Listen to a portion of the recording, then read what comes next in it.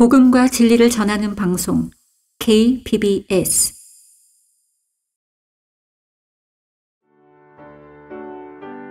성경 지식을 기초부터 탄탄히 쌓아가는 기초로 돌아가자. 같은 마음을 품은 자들과의 교제는 삶을 더욱 풍성하게 합니다. 또한 단단하게 세워줍니다. 하나님께서 기뻐하시는 성도의 교제가 과연 어떤 것인지 성경침례교회 박승용 목사를 통해 들어봅니다. 네, 오늘은 11번째 시간입니다. 성도의 교제에 대해서 보도록 하겠습니다. 언젠가 이 장애인들을 대상으로 달리기 경주가 있었습니다. 실제 있었던 일인데요. 선수들이 이제 각자 출발선상에 서겠죠. 그리고 이제 긴장된 얼굴로 출발 신호를 기다립니다. 아주 이제 우레와 같은 관중들의 함성과 함께 출발 신호가 울리게 되고 모든 선수들은 이제 우승하겠다 그런 일념을 가지고 달려나갔어요. 근데 그 중에 한 선수가 너무 긴장했는지 얼마 못 가서 넘어지게 됩니다. 다른 선수들의 몸에 부딪혀서 넘어지게 돼요. 이미 다른 선수들은 이제 멀찌감치 이제 앞으로 나갔고요. 이 넘어진 선수는 이제 그들의 뒷모습을 바라보면서 다리에 털썩 주저앉고 맙니다. 그리고는 이제 지난날 대회에 참석하기 위해서 눈물 흘리고 땀을 흘리고 했던 그런 이제 수고가 한순간에 물거품이 되고 말았다는 생각에 눈물을 흘려요. 대성통곡을 합니다. 이 예기치 못했던 광경으로 이제 관중석은 아주 무거운 침묵이 흘러요. 그리고 이 울고 있는 선수를 안타깝게 바라봅니다. 근데 갑자기 그때였어요. 막 달려나가던 이 선수들이 무슨 생각이 있었는지 일제히 돌아보게 돼요. 그리고 이 넘어진 선수들이 다 오게 됩니다. 한 사람도 빠짐없이. 그리고 이 넘어진 선수를 부추겨 세워서 그리고 그들이 함께 결승선을 통과하게 됩니다. 얼마 전 올림픽인가요? 그 일이 한번 있었던 것 같아요. 어떠한 두 여자 선수가 이제 한 사람이 넘어지잖아요. 부쳐갖고. 자기 때문에 넘어졌는데 오히려 자기는 다시 일어나갖고 달려가는데 이 넘어진 선수는 이제 못한단 말이죠. 그래서 같이 이제 부추기를 해갖고 아름답게 들어오는 모습을 본 적이 있었습니다. 이것에 이제 감동을 받은 관중들이 일제히 다 일어나서 기립박수를 치게 됐던 그런 일이 있었어요. 이 모습을 통해서 우리가 성도의 교제에 있어서 한 가지 우리는 교훈을 받을 수 있겠죠. 이 부분을 우리가 기억하는 가운데 과연 성도의 교제가 어떠해야 되는가, 그것을 우리가 한번 보도록 하겠습니다. 자, 성도의 교제가 무엇인가? 먼저 정의를 한번 내려보는데요. 고린도후서 13장 14절을 한번 찾아보겠습니다. 고린도후서 13장 14절 한번 보시면, 주 예수 그리스도의 은혜와 하나님의 사랑과 성령의 교제가 너희 모두와 함께 있을지어다. 아멘. 그랬습니다. 자, 성령의 교제, 예수 그리스도의 은혜가 등장하고요. 하나님의 사랑도 나오고 성령의 교제가 등장하죠. 그러니까 이 그리스도인의 교제라고 하는 것은 하나님과 함께 하는 것이죠. 더 나아가서는 예수 그리스도를 구원받은 주 예수 그리스도의 은혜와 하나님의 사랑을 받고 있는 다른 그리스도인들과 함께 교제를 하는 것이에요. 함께 하는 것이에요. 결과적으로 본다면 하나님과 함께하고 또 다른 그리스도인과 함께 그렇게 교제해서 얻는 목표가 뭐냐? 같은 생각과 같은 사랑과 한 생각과 하나가 되는 것이에요. 이것이 성도의 교제의 정의이자 목표라고 말할 수 있어요. 사실 성도의 교제는 이것의 안에 다 들어오게 됩니다. 자, 이것을 좀 더 풀어 쓴 게 뭐냐면 빌립보서 2장 1절 한번 보십시오. 빌립보서 2장 1절에서 구체적으로 이 부분을 다루게 됩니다. 지금 말씀드렸던 그 부분이에요. 교제의 정의와 목표. 그러므로 그리스도 안에 2장 1절입니다. 어떤 격려나, 우리 교제하면 격려가 있잖아요. 사랑의 위로가 있죠. 성령의 교제나, 아까 말했던 성령의 교제죠. 인정이나 서로 인정하고 자비가 있죠. 자비가 있다면 보시면 같은 생각이 되어 같은 사랑을 가지고 하나 되고 한 생각이 되어 너희는 나의 기쁨을 이루라. 어떤 일도 다툼이나 허영을 따라서 하지 말고 오직 생각의 겸손함으로 남을 자신들보다 존중하고 각자 자기 일만 돌보지 말고 남의 일도 돌아보라. 바로 이것이 교제예요. 그래서 성도의 교제는 단순히 그냥 함께 식사한다 이 정도가 아닙니다. 이것보다는 또 어떤 활동을 한다 이것이 아니라 그 이상의 어떤 높은 차원의 행위라고 말할 수 있어요. 다른 성도들과 함께 예수 그리스도의 인격을 통해서 삶을 나누는 것이죠. 그런데 같은 생각과 같은 사랑을 가지고 해야 되며 서로 기쁨을 이루는 것을 목표로 삼고 교제를 해야 돼요. 우리가 하나 되지 못하면 교제 가운데 기쁨이 없어요. 기쁠 수가 없죠. 그리고 그 교제는 지속성을 가질 수가 없습니다. 흔히 세상에서 교제라고 하면 뭐라 그래요? 친한 사람들끼리 어떤 연합, 뭐 동료의 어떤 조합, 어떤 공동 이익을 추구하는 것, 친한 친구 사이, 뭐 이런 것들을 말하죠. 그래서 어떤 사람들은 교제가 뭐냐라고 했을 때에 이렇게 말하기도 합니다. 그 교제는 같은 배, 한 배에 탄 사람들의 관계다라고 했어요. 근데 사실 이것은 교제의 올바른 정의가 아니에요. 왜냐하면 한 배를 탔어도요, 서로 이야기하지 않을 수 있잖아요. 서로 나몰라라 할 수 있습니다. 서로 각자 생활할 수 있어요. 또 같은 생각을 품지 않을 수도 있습니다. 그러다 보면 이 배가 산으로 가는 경우가 생기는 것이죠. 그래서 그리스도인의 교제라고 하는 것은 이런 세상적인 교제나 일반적인 교제의 그 의미와는 좀 달라요. 뭐가 다른 것인가? 우선 첫 번째는 우리의 출처가 달라요. 출처. 우리는 누구에게서 나왔어요? 하나님 아버지에게서 나왔죠. 하나님 아버지로부터 태어난 사람들입니다. 구원받지 않은 사람들은 마귀의 자식들이죠. 엄밀히 말하면 마귀의 자식들입니다. 그러나 우리는 마귀의 자녀였다가 예수님을 믿고 나서 하나님의 자녀가 된 것이에요. 출처가 달라요. 두 번째로는요, 우리는 모두는 똑같이 어떤 값을 주고 산받은 사람들입니다. 예수님의 핏값이죠. 그리고 세 번째로는 뭐가 다르냐면 우리는 한 성령에게서 배우는 한 몸의 지체들이죠. 자, 이것을 어떤 세상 조직도, 어떤 세상 그 단체들도 흉내낼 수가 없습니다. 그래서 그들은 진정한 교제를 할 수가 없어요. 그리스도인들만이 예수 그리스도 안에서 진정한 교제를 할 수 있는 것이죠. 한 아버지 태어났고 똑같은 값을 주셨고 한 성령에게서 배우는 한 몸의 지체들인 것이에요. 그래서 성도의 교제라고 하는 것은 예수님과 그분의 가족이 갖는 어떤 영적인 관계에 기반을 두고 있는 것이에요. 아모스 3장 3절에서는 두 사람이 동의하지 않고 함께 걸을 수 있겠느냐 그랬어요. 두 사람이 동의하지 않고 함께 걸을 수 있겠느냐? 못 걷는 것이죠. 그래서 교제를 하려면 분명히 어떤 공통 분모가 있어야 되는 것이에요. 일치되는 부분이 있어야 되는 것이에요. 특히나 그리스도인에게 있어서 일치되어야 하는 부분이 네 가지가 있는데요. 우선 첫 번째가 우리가 만나는 장소가 동일해야 돼요. 저기 만남의 장소 이런 게 있죠? 휴게소, 만남의 장소. 만나는 장소가 동일해야 됩니다. 우리가 만나는 장소는 어디예요? 십자가 앞입니다. 십자가. 예수 그리스도의 십자가 앞에서 우리는 다 만난 사람들이에요. 두 번째로 방향이 같아요. 두 사람이 동의하지 못하면 함께 길을 걸 수 없어요. 방향이 다르기 때문에 그래요. 우리의 방향은 어디예요? 하늘이죠, 하늘. 하늘의 시민권을 가진 사람들로서 우리의 본향인 하늘로 향해 가고 있습니다. 또한 우리는 목적이 똑같아요, 목적. 어떤 목적입니까? 하나님께 영광을 돌리는 것이죠. 예수님과 더불어서 거룩한 삶을 사는 것이죠. 성별되는 삶. 또한 우리는 뭐가 일치하냐면 하나님께서 정해주신 그 길과 또 정해주신 속도가 같은 것이에요. 뭐 어떤 사람이 빨리 달려가고 어떤 사람이 느리게 가고 이런 것이 아니라 우리는 같은 보조를 맞춰서 가야 되는 것이죠.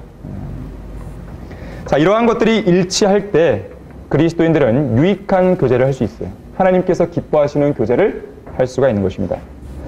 자, 그렇다면 구체적으로 누구와 교제하는 것인가? 우선 하나님과 교제해야겠죠? 우리는 영과 진리로 아버지 하나님께 경배하고 또 그렇게 나아감으로써 교제할 수 있어야 됩니다. 자, 요한일서 1장 3절 말씀 보겠습니다. 자, 누구와 교제해야 되는가? 첫 번째로는 하나님과 교제를 해야 된다. 요한일서 1장 3절을 보시면 우리가 보고 들은 것을 너희에게 전함은 너희도 우리와 교제를 갖게 하려는 것이니 참으로 우리의 교제는 보시면 아버지와 그의 아들 예수 그리스도와 함께하는 것이라. 자, 하나님과 함께하는 교제죠.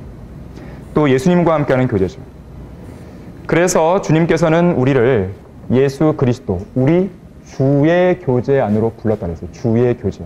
고린도전서 1장 9절에 보게 되면 우리를 주의 교제 안으로 불렀다 그랬어요. 하나님과 함께하는 교제, 주님과 함께하는 교제죠.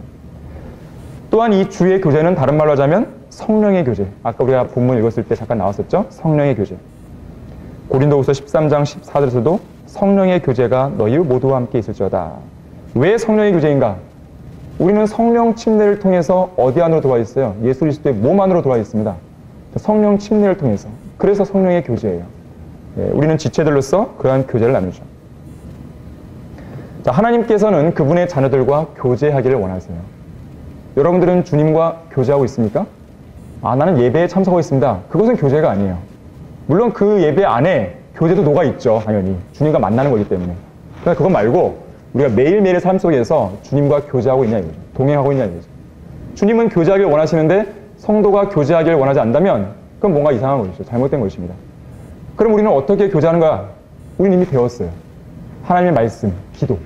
우리가 말씀과 기도에서 공부했죠? 바로 말씀과 기도를 통해서 우리는 주님과 교제하는 것이죠. 교제는 기본적으로 대화하는 자는 이야기하는 거예요. 내가 하나님께 기도로 아뢰죠. 하나님께서는 말씀을 통해서 우리에게 알려주시죠. 지금 이 시대에는 성경이 완성되었기 때문에 우리가 무슨 환상을 본다든지 꿈을 꾼다든지 그런 시대가 아니란 말이에요. 그럼 우리에게 뭘 통해서 알려주시냐? 말씀을 통해 보여주시는 것이죠. 그래, 내가 원하는 건 이거야. 내가 원하는 건 이것이니까 이것들을 해야 돼. 이것을 말씀을 통해 우리에게 알려주시는 것입니다. 바로 그것이 교제예요. 또한 우리의 교제는 누구와 또 교제를 해야 되냐면 우리의 지체들인 성도들과 교제해야 돼요. 하나님과의 교제가 튼튼히 되고 있는 사람은, 아주 밀착되어 있는 사람은 그러한 성도는 성도들과의 교제도 원만합니다. 아주 탁월하게 잘 하고 있는 것이죠. 특히나 하나님께서는 성도들이 교제를 통해서 서로 연합하기를 원하세요. 고린도전서 1장 10절 한번 보겠습니다. 고린도전서 1장 10절입니다.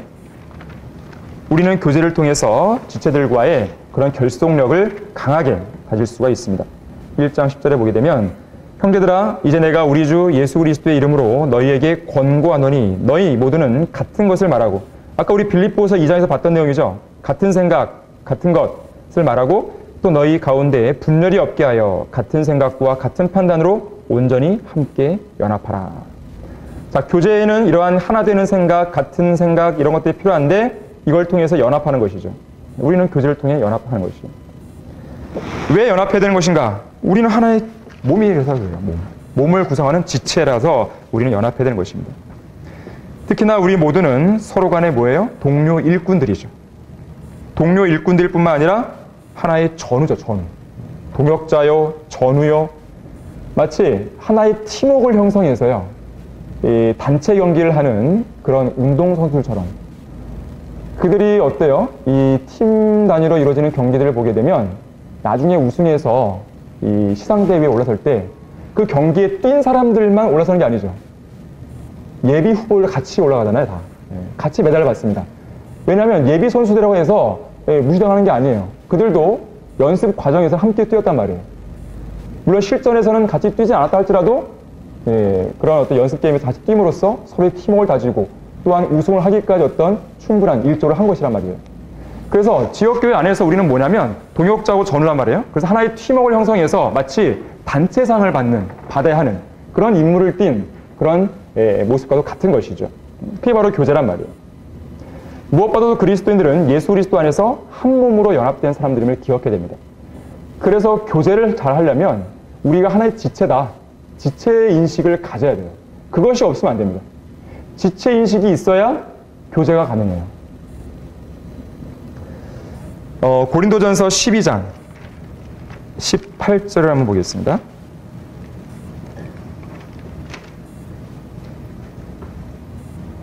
(12장 18절을) 보시면 그러나 이제 하나님께서는 친히 원하시는 대로 지체들 각각을 몸 안에 두셨느니라 그랬죠. 자, 교회의 지체들을 교회 안에 넣어주셨다는 것은 분명히 그 지체들 각각을 향한 하나님의 뜻이 있다는 뜻이에요. 우리 몸도 마찬가지입니다. 우리 몸도 각 지체들이 필요하기 때문에 각각 제자리에 있는 것이죠. 눈이 눈의 자리에, 코가 코의 자리에, 손이 손의 자리에 있는 것이에요. 또한 각 지체들이 하고 있는 역할이 있는 것이에요. 이처럼 지역 교회도 마찬가지인 것이죠.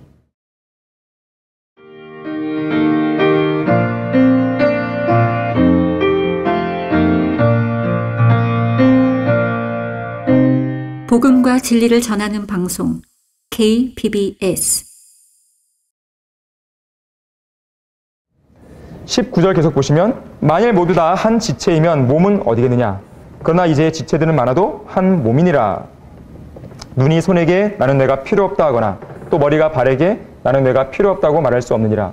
뿐만 아니라 몸에 더 약하게 보이는 지체들이 오히려 더 요긴하고 우리가 덜 귀히 여기는 몸의 지체들에게 보다 많은 존귀로 입혀주며 우리의 아름답지 못한 지체들은 더욱 아름다운 것을 얻으며 우리의 아름다운 지체들은 요구할 것이 없느니라.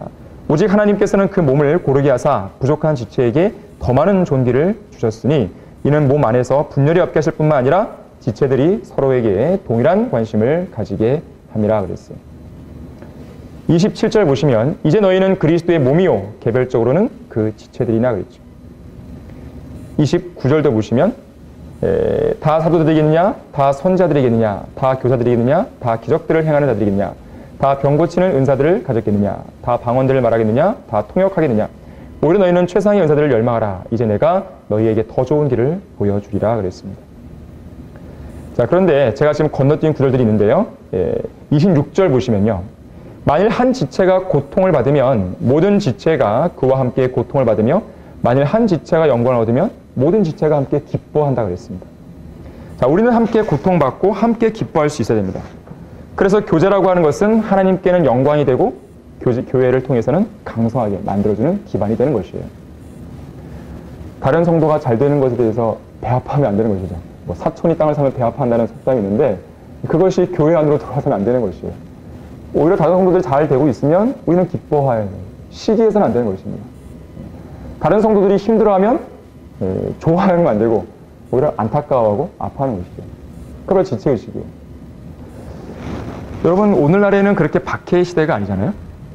물론 어려움을 겪는 가정들이 있고 하지만 이 중세 암흑 시대나 또 로마 제국의 그런 박해의 물결이 아주 극심했을 때는요, 어땠을까요?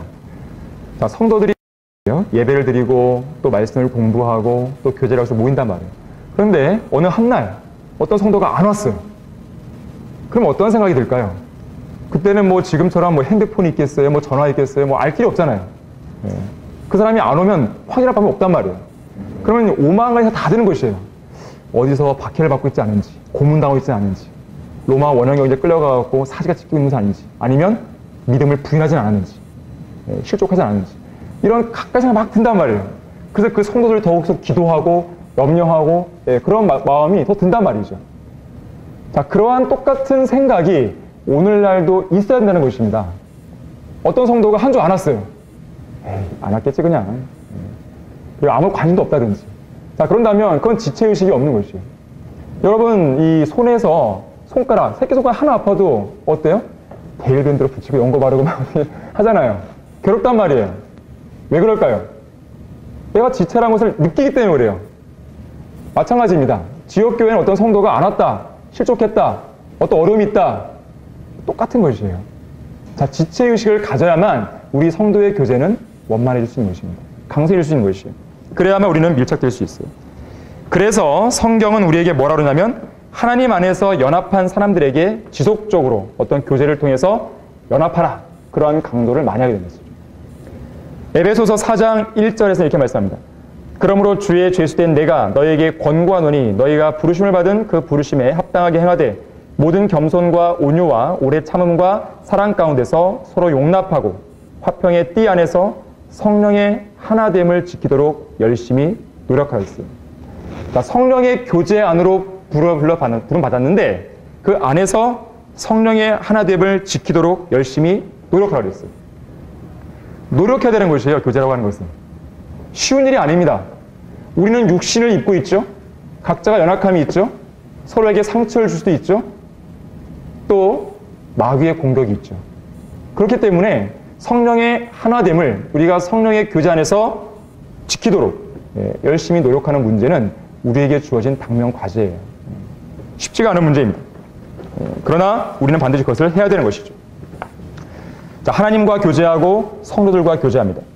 더 나아가서는요, 좀 더 폭넓은 의미에서 신약 지역 교회들과 다른 지역 교회들과 함께 교제해야 됩니다. 성경대로 믿는 그리스도인들의 모임과는 우리는 교제해야 되는 것이죠. 전국에 있는 성경대로 믿는 지역 교회가 1년에 3번 모이잖아요.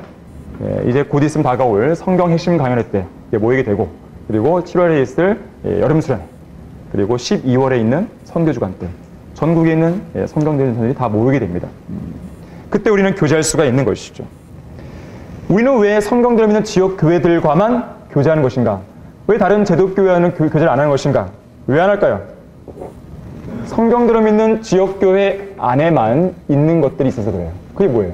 첫 번째가 바른 성경이죠. 다른 데는 바른 성경이 없어요. 이 교회 안에만 바른 성경이 있는 것이죠. 또한 바른 교리가 있죠.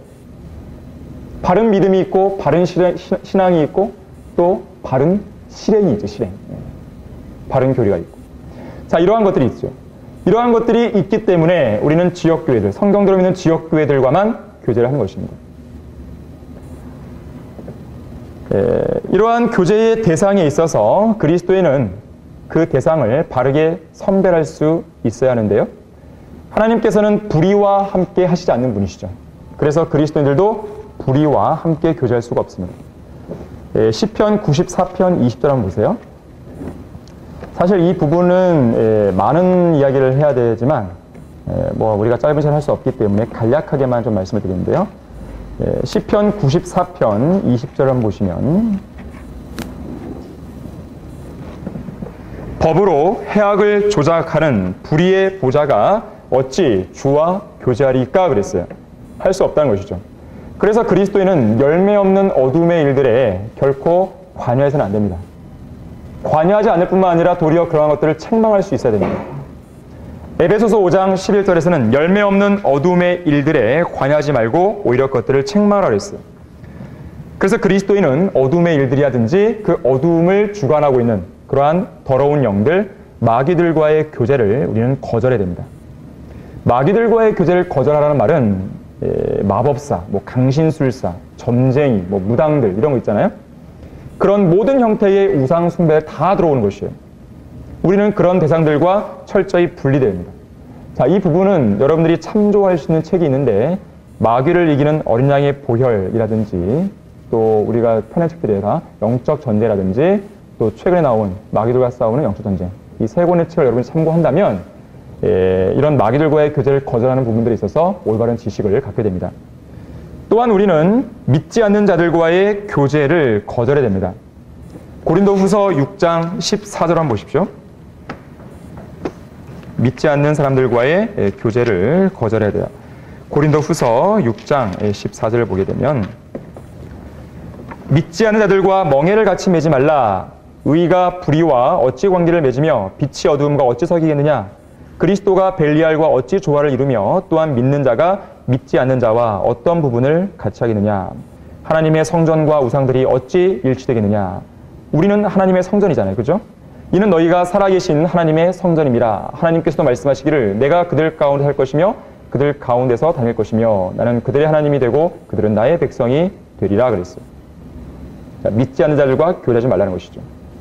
물론 이것은 세상 사람들과 전혀 함께하지 말라, 그런 말은 아닙니다. 그렇게 되려면 우리는 지구를 떠나야 돼요. 세상 밖으로 나가야 됩니다. 고린도전서 5장 10절에 의하면 그랬어요. 세상 밖으로 나간다 그랬어요. 이것은 세상 사람들과 전혀 함께하지 말라, 그런 말이 아니에요. 물론 우리는 그런 날이 빨리 오기를 기다리고 있죠. 휴거가 되기를 빨리 기다리고 있습니다. 하지만 그런 날이 올 때까지는요, 구원받지 않은 사람들과 함께 지내야 할 경우가 생길 수밖에 없어요. 때로는 직장도 다녀야 되고요, 때로는 사업적인 관계도 가질 수 있고요. 하지만 중요한 것은 뭐냐면 그들과는 진정한 주의 교제를 나눌 수가 없죠. 참된 교제를 가질 수 없어요. 진정하고 깊은 교제 관계를 가질 수가 없는 것입니다. 영적인 교제를 할 수가 없어요. 대화가 안 되는 것이에요. 대화의 주제가 달라요. 같게 하려면 내가 그들처럼 되어야 돼요. 즉 죄를 짓고 세상과 타협하고 그래야 되는 것입니다. 자, 그렇지 않는 한 우리는 그들과 교제를 가질 수가 없어요. 그래서 우리가 세상 사람들과 만나는 1차적인 목적은 뭐냐면 복음을 증거하기 위한 목적이에요. 그게 전부예요, 사실은. 그렇게 하기 위해서 우리 어떤 세상적인 일들이 수행되어 가고 있는 것이에요. 그 목적 아래에서. 그러나 그것이 아니고서는 우리는 그들의 행위에 또 교제에 동참할 수가 없는 것이죠. 자, 다음으로는 교제의 목적이 있는데 첫 번째가 뭐냐면 하나님의 말씀에 순종하는 것입니다. 지금 우리가 다루고 있는 주제는 하나님과의 교제보다는 뭐예요? 성도들 간의 교제예요. 자, 성도들 간의 교제의 목적은 하나님의 말씀에 순종하는 것입니다. 고린도전서 1장 9절에서는 우리가 주의 교제 안으로 부름받았다고 했는데 그래서 우리는 그 말씀에 순종해야 되는 것이에요. 그리스도인은 함께 모여 예배드리는 것은 물론이거니와 교제도 해야 되는 것이죠. 자, 교제라고 하는 것은 하나님께서 정하신 질서에 속하는 부분입니다. 그래서 그리스도인은 정해진 날에 함께 모여 예배드리고 또 교제하는 것이죠. 두 번째로는 교제의 목적은 영적이고 물리적인 도움을 주고받는 것이에요. 로마서 15장 1절 2절도 그렇고요. 여러분 거기 로마서 한번 보겠습니다. 로마서 15장 1절 2절 보겠습니다. 갈라디아서 6장 1절 2절도 마찬가지인데 우리가 시간 관계상 로마서 15장 1절 2절만 보시면 그러므로 우리 강한 자들이 마땅히 연약한 자들의 약함을 담당하고 우리 자신을 기쁘게 하지 말아야 할 것이라. 우리 가운데 각 사람은 선을 위하여 자기 이웃을 기쁘게 하고 세워주자. 자, 지난주에 말씀드렸지만 우리의 이웃이 누구예요? 그리스도인이에요. 옆에 있는 지체들입니다. 그것이 진정한 이웃이죠. 구원받지 않은 사람을 이웃이라고 말하지 않습니다. 성경에서는. 자, 이웃을 기쁘게 하고 세워줘야 돼요. 우리 지체들을 세워줘야 되는 것입니다. 전도서 4장 12절에서는 삼겹줄은 쉽게 끊어지지 않는다 그랬어요. 우리의 관계가 그래야 되는 것이에요. 함께 긴밀하게 밀착되어 있어야 되는 것이죠. 그러한 관계를 유지할 수 있도록 서로에게 영적이고 또 물질적인 도움을 주고받아야 되는 것입니다. 또한 교제의 목적은 성도들을 격려하고 문제들을 해결할 수 있는 어떤 성경적인 방법을 배우는 것입니다. 그래서 그리스도인은 교제를 통해서 생활 속에 어려운 국면에 있는 형제들을 격려해 주어야 되고요. 반대로 격려도 받아야 되는 것이죠. 그래서 적합한 성경 말씀과 서로의 경험을 통해서 간증을 통해서 서로의 짐과 걱정을 덜어줘야 되는 것입니다. 또 네 번째로는 하나님의 인도하심과 베풀어 주심을 간증함으로써 서로에게 유익을 줄 수 있어야 돼요. 그리스도인의 교제는요, 서로 기쁨을 줄 수 있어야 됩니다. 여러분 간혹 가다가 착각하시는 경우가 있는데 교제는요, 일방적이어서는 안 돼요. 쌍방간에 되어야 됩니다. 무슨 말이냐면 어떤 사람은 교제한답시고 처음 온 사람을 딱 데려놓고 자기 얘기만 쭉 하는 사람이 있어요. 줄기차게. 이 사람은 뭐 자기 얘기를 했으니까 기쁘겠죠. 그런데 그걸 듣고 있는 사람은 자기 얘기를 한 번도 안 했잖아요. 마음이 무겁습니다. 자, 아까 분명히 빌립보서 4장에서 뭐라 했어요? 기쁨을 이루어야 했어요. 빌립보서 2장에서. 기쁨을 이루어야 돼요. 나만의 기쁨이 아니라 서로 간의 기쁨이 있어야 돼요. 유익이 있어야 됩니다. 언젠가 여름 수련회, 좀 오래된 얘기인데요. 여름 수련회에 갔다가 돌아왔는데 지역교회, 저 지방에 있는 어떤 성도, 어떤 청년이 그런 얘기를 했습니다. 다음부터는 내가 절대로 여름 수련회 안 가. 그러는 것이죠. 의아하잖아요. 왜 안 오냐고 제가 물어봤어요. 그랬더니 이유인 즉슨 이 서울에 있는 어떤 청년이 자기가 지방에서 올라왔잖아요. 지방에서 올라왔다 보니까 지역교회에 있으니까 마치 자기가 서울에 있으니까 뭔가 지식도 좀 많고 또 가르칠 것도 많고 그러한 생각을 가졌는지 계속 자기를 가르치려고 한다는 것이에요. 교제하고 싶은데 교제는 서로 투영하고 해야 되는데 계속 나를 가르치려고 하고 훈계하려고 막 그런다는 것이에요.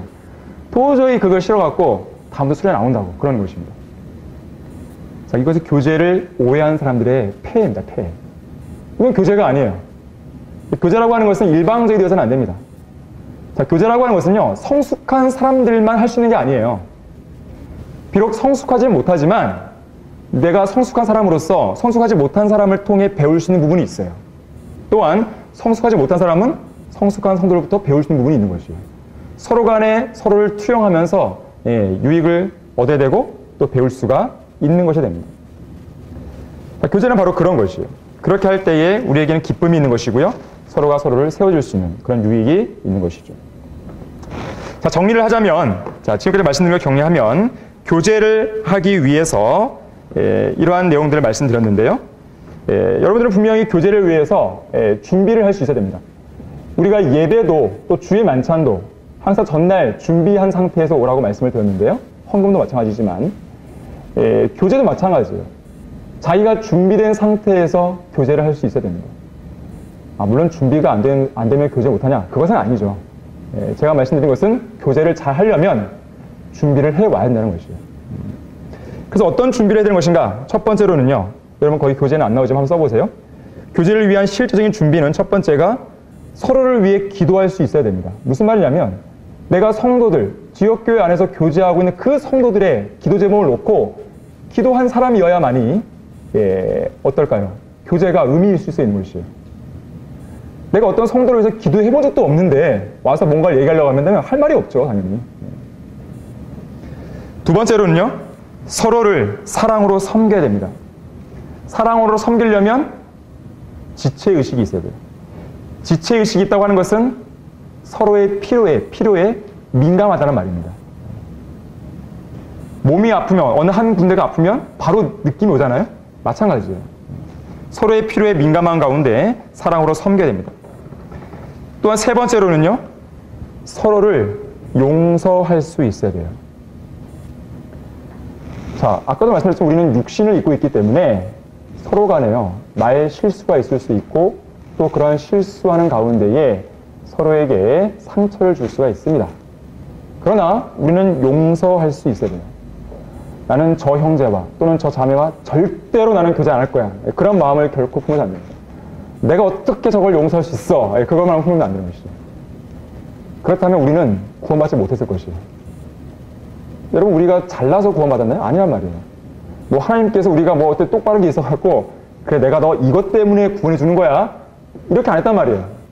오직 예수 그리스도의 보혈을 통해서 우리는 구원받았습니다. 지금까지 기초로 돌아가자와 함께 하셨습니다.